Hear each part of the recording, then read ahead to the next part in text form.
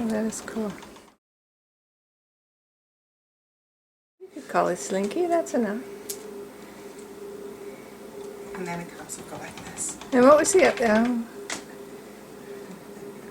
Hook it together. Hear it.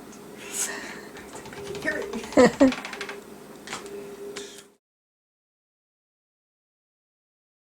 Ready?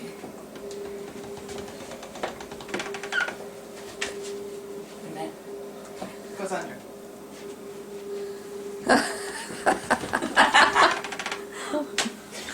Slow down.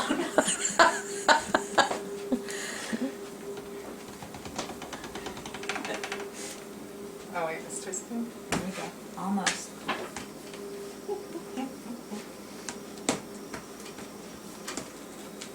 Now if I don't poke your eye out, there. Okay. Ah, so there we go.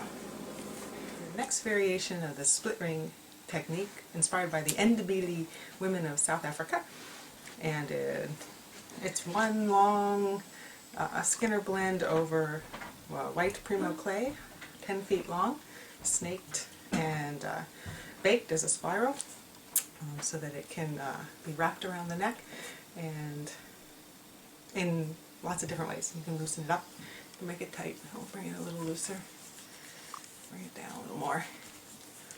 Is it heavy? How does it feel? It doesn't heavy. No, I tried it in the ultralight clay.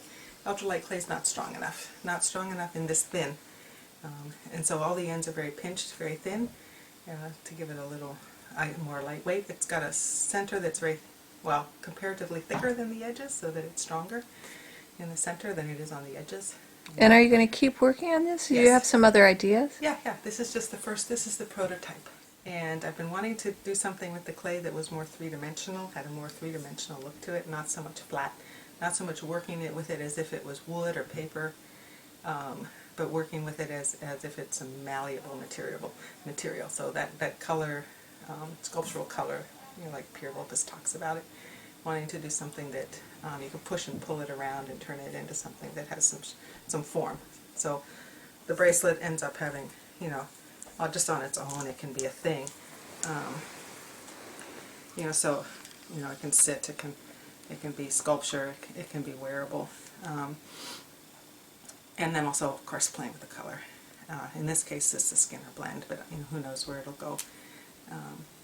So that's really the push. It's always been taking it, like all the other watercolor beads and things like that. They're all just flat.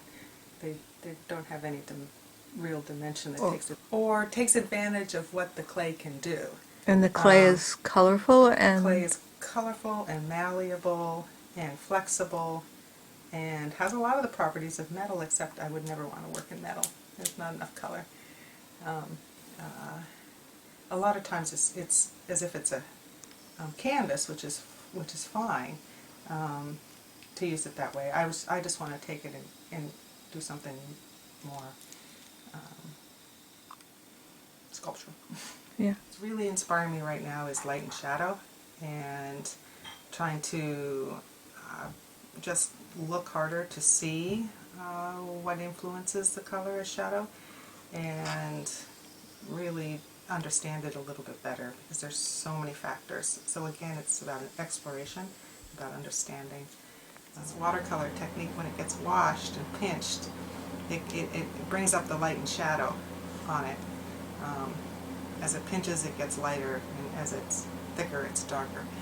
So it's just a way to push it a little bit further.